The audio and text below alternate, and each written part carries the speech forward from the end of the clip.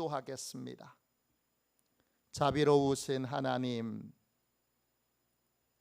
무더위에 주님 어수선한 모든 분위기 가운데 이 시간 예배를 드립니다.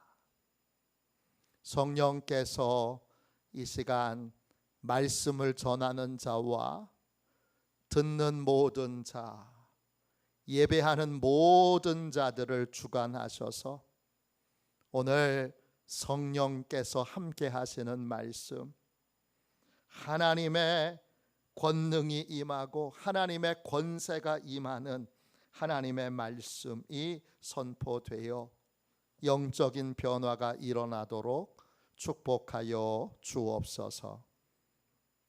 홀로 성령 하나님만 주관하여 주실 것을 믿고 거룩하신 예수님의 이름으로 간절히 기도하옵나이다.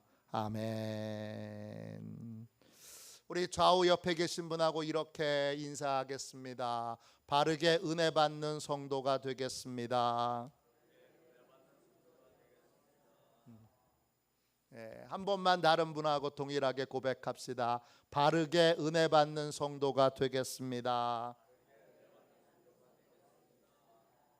할렐루야. 오늘은 예배에서 은혜 받는 게 뭔가에 대해서 같이 나누도록 하겠습니다. 설교 끝나면 꼭 저에게 와서 목사님 은혜 받았어요 고백해 주시는 분이 있습니다. 참 고맙습니다. 참 감사합니다. 그런데 오늘은 은혜 받았다는 게 뭔가에 대해서 조금 더 깊은 차원의 의미를 함께 살펴보고자 합니다. 우리가 흔히 은혜 받았다라는 것, 감동받았다라는 말과 동의어로 사용되고, 또 하나님이 오늘 내 마음을 그 말씀으로 만져주실 때 은혜 받았다 합니다. 그러나 진짜 은혜 받은 건 영적인 변화가 일어나는 것입니다. 오늘 말씀으로 어떻게 영적 변화가 예배 가운데 일어나는가? 우리는 예배마다 어떤 은혜가 임할 것을 사모하고 또 기도해야 하는가? 같이 말씀을 통하여 함께 나누도록 하겠습니다. 오늘 말씀해 보세요. 예수님이 지금 고향 나사렛에서 가버나움으로 오셨습니다. 나사렛에서 가버나움까지는 50km라고 하는 그러한 주장도 있고 67km라고 하는 주장도 있습니다. 어쨌든 꽤 먼 거리를 걸어서 예수님과 예수님의 제자들이 가버나움에 오셨습니다. 그 가버나움에 오신 날은 예배를 드리는 날입니다. 예수님은 회당으로 가셔서 하나님의 말씀을 전하십니다. 근데 오늘 말씀 여러분 보십시오. 예수님이 전하신 말씀에 사람들이 놀랍니다. 32절에 그들이 그 가르침에 놀라니, 놀란다라는 말이 헬라어로 액플레소입니다. 액은 완전히 전체가 빠져나가다 이런 뜻이고, 플렉소는 한데 얻어맞다 이런 뜻이에요. 놀라는 게 어떤 거냐 하면 얼이 빠질 정도로, 정신이 나갈 정도로 깜짝 놀라는 걸 말해요. 여러분, 지금까지 누구의 말을 듣고 정신이 나갈 정도로 충격을 받은 적이 있으십니까?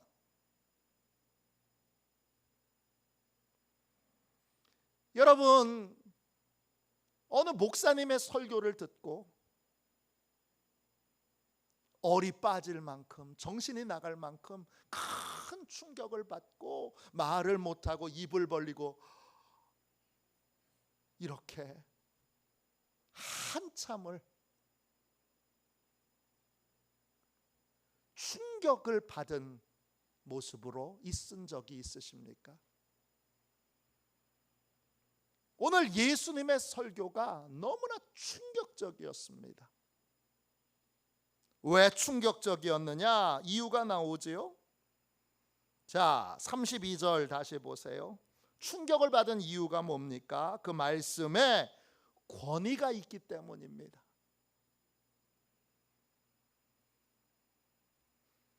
권위, 헬라어로 엑수시아입니다. 하나님이 주신 특권을 말합니다. 하나님이 주신 특권 어떤 거냐 하면, 우리 경찰관이 과속하는 트럭을 손가락 하나로 세웁니다. 왜 세우죠?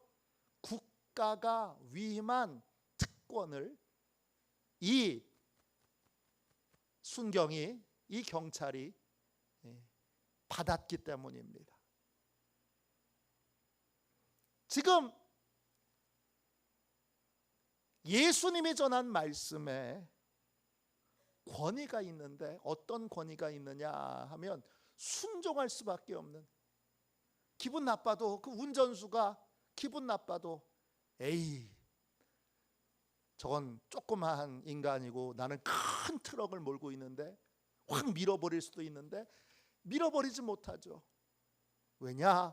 국가가 위임한 특권을 그 한 사람이 갖고 있기 때문입니다. 받은 사람이기 때문입니다. 그걸 밀어버리는 건 나라를 통째로 밀어버리는 것과 같은 겁니다. 예수님이 전하시는 말씀에는 하나님이 주시는 특권이 있어서, 그 특권을 실제로 주시는 분은 성령님이시죠. 그래, 성령님의 능력이, 순종할 수밖에 없는 성령님의 능력이 그 말씀 안에 있는 겁니다. 또 오늘 말씀에서 여러분 쭉 내려가셔서 36절에 보세요. 그 말씀에는 또 뭐가 있습니까? 네, 능력이 있습니다. 권위만 있는 것이 아니라 능력이 있습니다. 능력이라는 말은 헬라어로 두나미스이죠. 이 두나미스에서 다이나마이트라는 말이 나온 겁니다. 다이나마이트와 같은 힘, 이게 능력입니다. 저항할 수 없는 힘, 압도하는 힘, 하나님의 힘이 그 말씀에 있는 겁니다. 하나님의 권세가 그 말씀에 있고, 하나님의 힘이 그 말씀 가운데 있어서 순종할 수밖에 없고 저항할 수 없는 말씀을 예수님이 전하신 겁니다. 그러니까 얼이 빠질 만큼 큰 충격을 사람들이 받은 것입니다. 성령님이 함께 하시는 말씀, 예수님은 성령님이 지금 함께 동행하고 계세요. 성령님과 같은 분이세요. 그 예수님이 전하시는 말씀에는 성령님이 함께 하셔서 그 성령님을 통하여 저항할 수 없는 하나님의 권세가 있고 압도하는 하나님의 능력이 그 말씀에서 나타나는 겁니다. 이게 하나님의 말씀을 경험하는 것입니다. 이게 하나님의 말씀을 듣는 것입니다. 그럴 때 어떤 일이 일어나죠? 여러분, 첫 번째 보세요. 성령님이 함께 하시는 주님의 말씀이 임할 때 첫 번째 나타나는 게 뭐예요? 그 다음 33절 보세요. 감춰져 있던 마귀의 영의 정체가 드러나게 됩니다. 회당에 아주 점잖게 하나님의 말씀을 듣던 한 사람이 그 안에 감춰져 있던 귀신, 즉 마귀의 영이, 성령 헬라어로는 귀신을 마귀의 영이라고 부르더라고요. 마귀의 영이 이제 드러나는 거예요. 마귀의 특징은, 귀신의 특징은 숨어서 일한다는 거예요. 마귀가 드러나는 걸 겁내하는 분들이 많은데 마귀가 드러나는 건 겁낼 필요가 아무것도 없어요. 왜냐? 드러나는 건 이미 패한 거예요. 드러나는 건 이미 도망칠 수밖에 없는 거예요. 뭐가 두려운 거예요? 숨어서 일하는 게 두려운 거예요. 지금 겉모습은 거룩한 자로 함께 예배드리고 있고 함께 하나님의 말씀을 듣고 있는데 그 성령님이 함께 하시는 하나님의 권세와 하나님의 능력이 나타나는 말씀 앞에 마귀의 영이 끼친 모든 영향력이 드러나게 됩니다. 마귀의 영은 어떤 영이에요? 33절 보세요. 더러운 귀신 들린 사람이 있어 크게 소리질러 이르되. 그래요. 마귀의 영향력 가운데 있을 때에 마귀는 우리의 영혼을 더럽힙니다. 더러운 아가타르토스예요. 헬라말로. 뜻은 깨끗하지 않은, 순결하지 않은 이런 뜻도 있고 또 음란한 이런 뜻도 있고 또 충돌하는 이런 뜻도 있어요. 더러운 귀신의 영향을 받게 되면 세 가지의 모습이 우리의 삶에 나타납니다. 첫 번째는 겉과 속이 다른 이중적인 삶을 살게 돼요. 외식하는 삶, 다른 사람에게 진짜 모습이 아니라 다른 사람에게 들통만 나지 않으면 괜찮다고 생각하는 그런 생각으로 다른 사람을 속이고 다른 사람을 감추며 이중적인 삶을 살게 됩니다. 이게 더러운 귀신의 영향력 아래에 있는 삶의 첫 번째 모습입니다. 두 번째 모습은 뭐죠? 늘 음란한 생각이 가득합니다. 그 음란한 건 하나님이 나한테 주시지 않은 걸 탐내는 거예요. 욕심내는 거예요. 그리고 그 불법을 저지르는 걸 계속 쉬지 않고 꿈꾸는 거예요. 그게 음란한 것입니다. 그리고 그 다음에 충돌하는데 뭐하고 충돌하는 거예요? 하나님의 말씀과 충돌하는 거예요. 하나님의 말씀 앞에, 하나님의 뜻 앞에 자기 생각을 고집하고 그리고 하나님의 말씀이 명백함에도 불순종을 고집하는 거예요. 그 모습이 여러분 34절에 나오죠. 보세요. 아, 나사렛 예수여, 우리가 당신과 무슨 상관이 있나이까? 우리를 멸하러 왔나이까? 나는 당신이 누구인 줄 아노니 하나님의 거룩한 자니이다. 귀신이 지금 말하는 거예요. 뭐라고 말해요? 우리를 멸하러 왔습니까? 지금 귀신의 영은, 이 마귀의 영, 귀신은 자기들이 멸망하게 될 것을 알아요. 그리고 예수님이 하나님의 거룩한 분이신 것을 알아요. 그런데 회개하고 돌이키지 않고 어떻게 하죠? 예수님의 말씀과 충돌하여 반역하여 불순종합니다. 그렇게 살면 결과가 멸망인 줄 알면서도, 이렇게 고집하며 살면 멸망인 줄 알면서도 계속 충돌하고 계속 고집하고 계속 불순종하는 삶을 사는 것입니다. 이게 더러운 귀신 들린 또는 더러운 귀신의 영향력을 받은 인생의 영혼의 모습입니다. 우리는 예배를 드리는 시간 외에는 세상의 수많은 소문들과 말을 듣습니다. 그 수많은 말들과 수많은 소문과 수많은 이론들을 들을 때 우리는 자연히 마귀의 영의 영향력을 받을 수밖에 없습니다. 예배를 드릴 때에는 순종해야지 이렇게 결심했다가도 나가서 한 주간을 살 때에도 한 주간을 살 때 사람의 말을 듣고 또 세상의 여러 논리와 또 이론을 듣고 그리고는 생각이 바뀌어서 그래서 이중적인 삶을 또 음란한 생각으로 가득한 삶을 또 하나님의 말씀에 자기 생각을 고집하는 그러한 삶을 살게 되는 경우가 많습니다.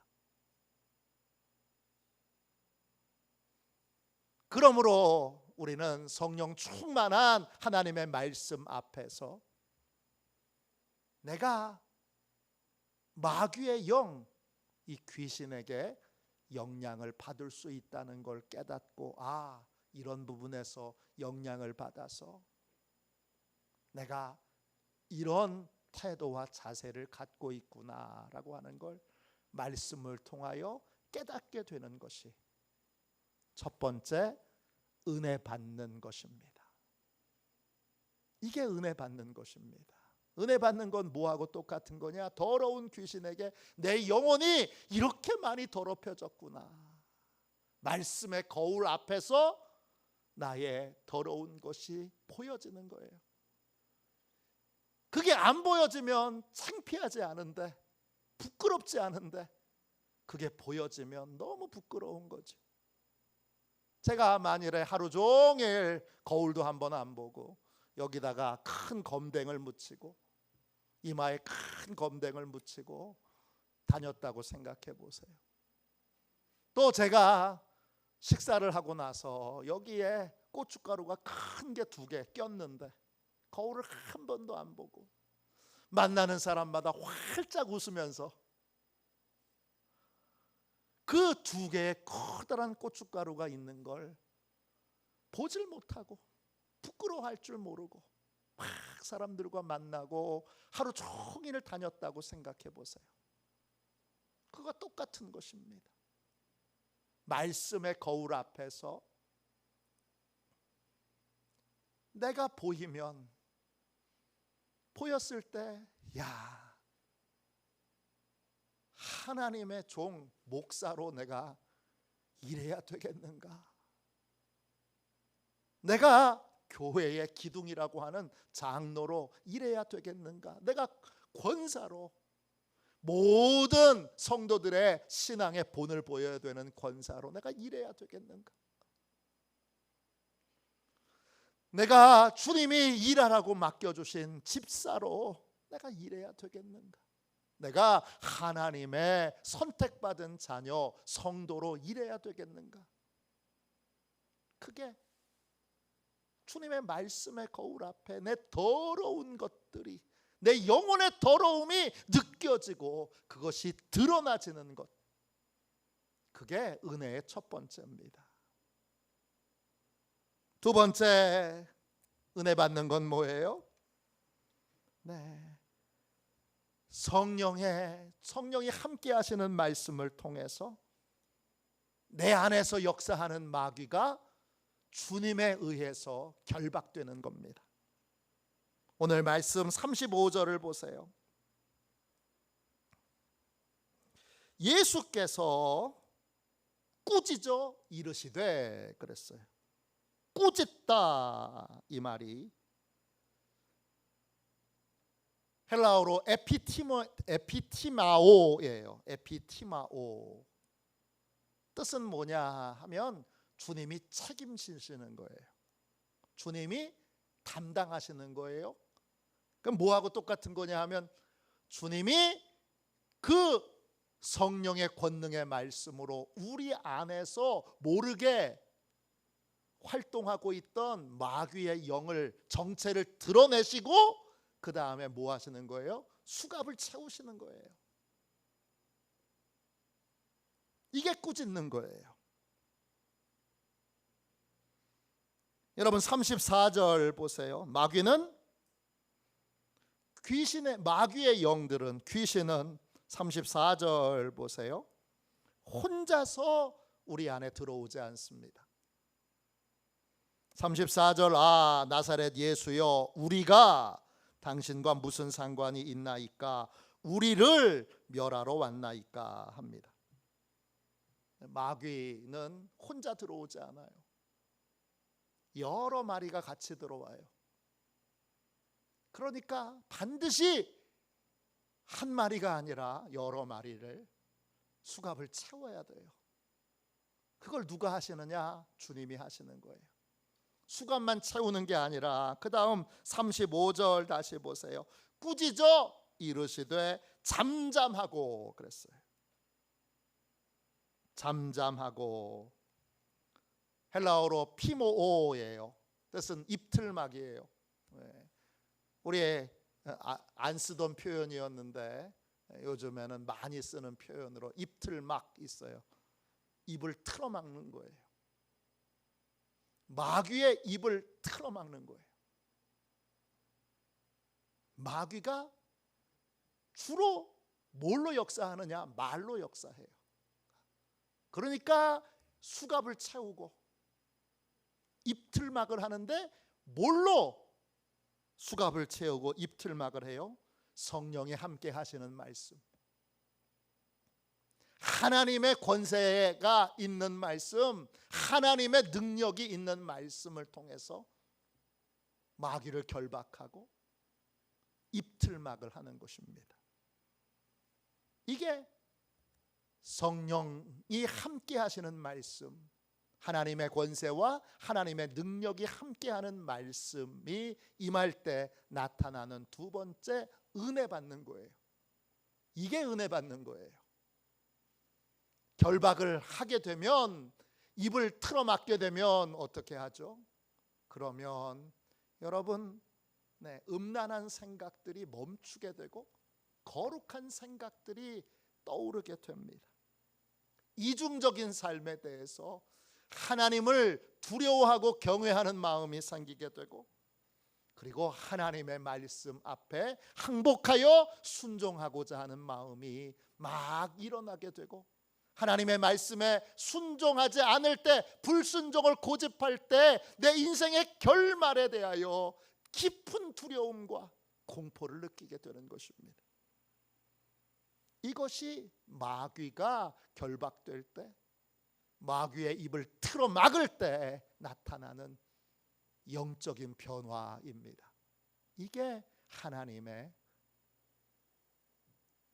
성령 충만한 말씀이 선포될 때 나타나는 두 번째 은혜 받는 것입니다. 세 번째 은혜 받는 것은 뭐죠? 역시 35절 보세요. 성령님이 함께 하시는 말씀이 선포될 때 감춰져 있던 마귀가 그 영혼에게서 이제 영원히 떠나게 됩니다.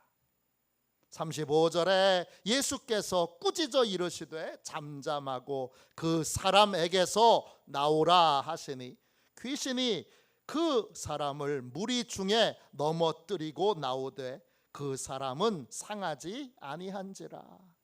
주의 말씀이 선포될 때 마귀가 떠나는 역사가 있는데, 마귀는 끝까지 해코지하려고 그 자기가 영향력을 끼치고 있던 사람을 해하려고 넘어뜨리지만, 우리 하나님이, 우리 성령님이, 우리 예수님이 보호해 주셔서 아무런 해함이나 상함이 없이 귀신이 나가고 마귀의 영이 나가는 역사가 나타나게 되는 것입니다.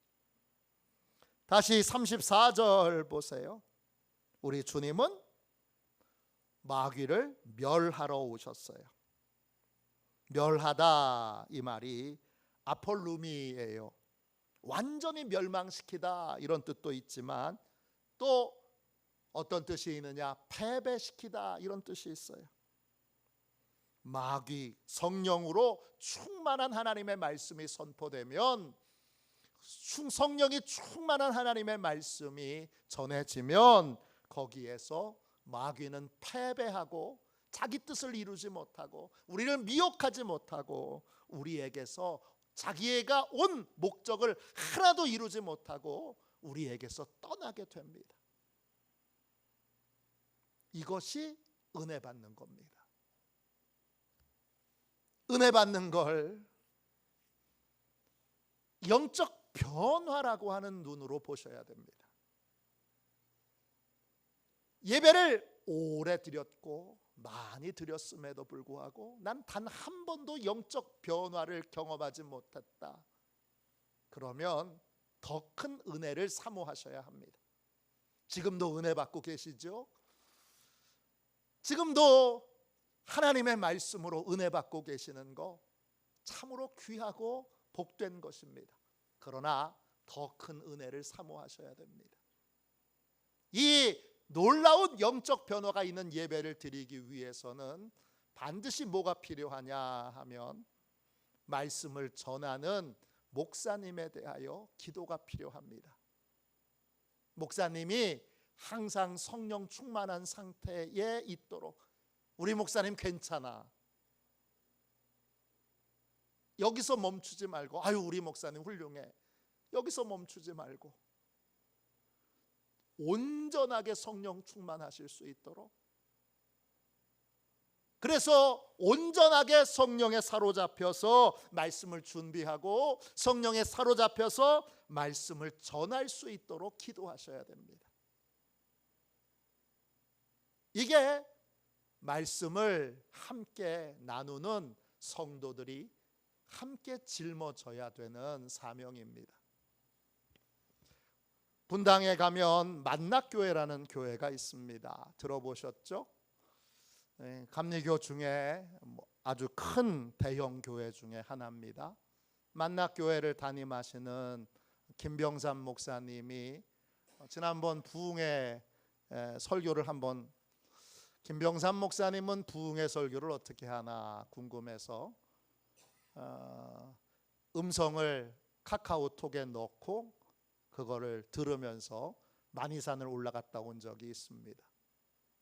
하나 중요한 걸 깨달았는데, 김병삼 목사님은 아버님이 목회하시던 교회를 물려받았습니다.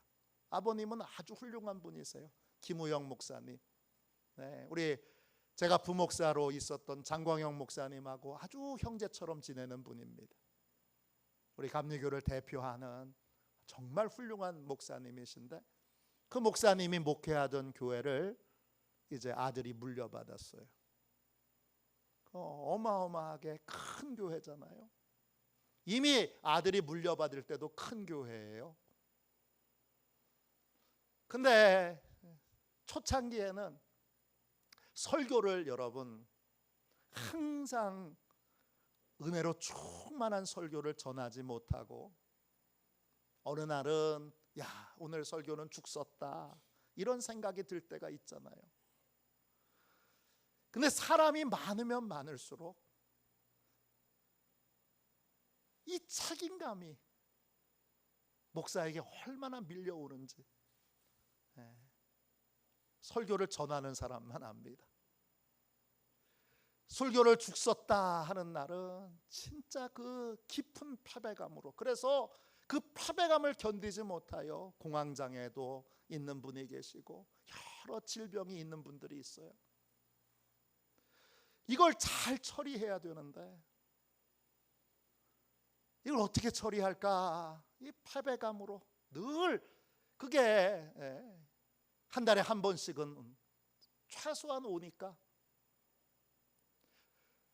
이걸 처리하기 위해 김병삼 목사님이 성령님께 기도하여 좋은 아이디어를 냈어요. 제가 아주 만이산에 올라가면서 무릎을 탁 쳤어요. 야, 이거 진짜 기가 막힌 방법이다. 어떤 방법이냐 하면 이제 장로님하고 장로님 부인 되시는 권사님들을 제일 첫 번째 예배로 드리게 하고, 그리고 나서는 이 강단 양 옆에 중보기도실을 만들어서 목사님이 설교하실 때에 장로님, 권사님들을 그 중보기도실에 넣고 기도하게 했다는 거예요. 그래서 무슨 생각을 했느냐, 오늘 설교 죽으면 이거는 장로님들이 기도를 힘있게 안 해서 그런 거야. 권사님들이 기도를 힘있게 안 해서 그런 거야. 그렇게 짐을 혼자 짊어지지 않고 장로님들과 또 권사님들과 함께 짊어졌다는 거예요. 그랬더니 혼자서 설교 오늘 죽순 날에 그 패배감으로 마음이 찢겨지고 고통받던 그 마음이 이제는 사라지고, 이제 더 장로님들을 신뢰하게 되고 권사님들을 신뢰하게 되면서 서로 영적인 동력을 잘 알 수 있게 됐다는 거예요. 그리고 그날은 제가 다른 교회 부흥회 하는 설교를 들었는데, 그 설교할 때도 중보기도팀이 여선교회에서 10명인가 왔어요. 12명이 왔네요. 12명인가 왔어요. 그리고 뭐라 그랬냐면, 오늘 성령의 역사가 일어나는 것도 중보기도 팀 덕분이고, 오늘 제가 설교를 죽쓰면 그것도 다 중보기도 팀 때문이라고. 나는 부담이 전혀 없다고 그렇게 고백하는 것을 듣고, 야, 참 지혜롭다 생각이 들었어요. 누구 한 사람에게 책임을 맡기지 말고, 아유, 우리 목사님이 혼자서 모든 걸 다 짊어지고 모든 걸 다 책임지도록 하지 말고, 감사하게도 저희 교회도 중보기도 팀이 있어요. 그리고 제 아내가 중보기도 팀에게 자주 예배나 설교나 또는 교회 행사나 이런 것들을 하게 되면 목사는 늘 걱정이에요.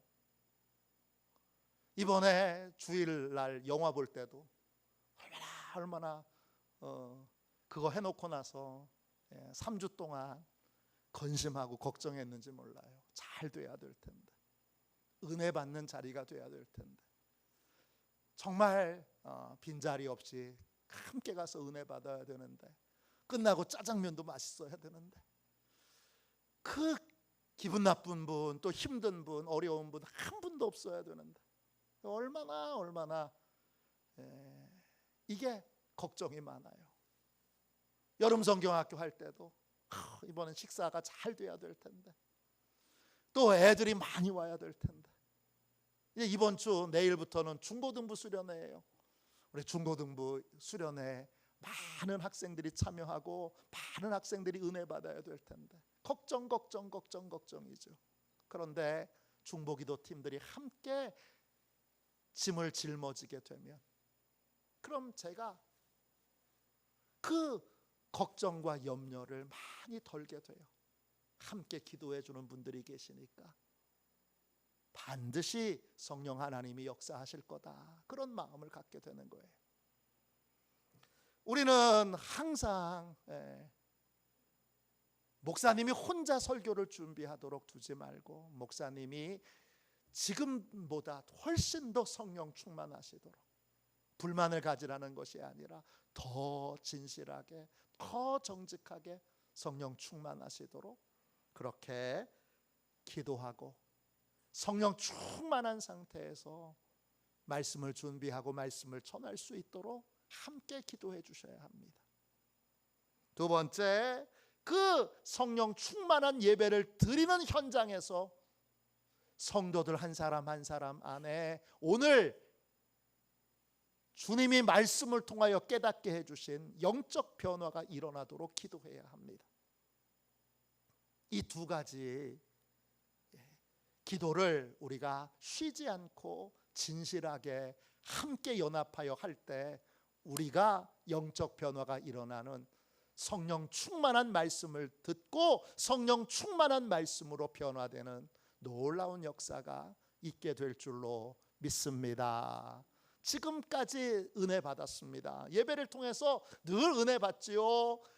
그 은혜가 참 귀한데 그 은혜보다 더 귀한 은혜를, 더 복된 은혜를, 더 아름다운 은혜를 사모하고 그 은혜가 있는 충만한 교회가 되도록 기도하는 저와 여러분이 되시기를 주님의 이름으로 축원합니다. 이 시간 우리 함께 찬송가 352장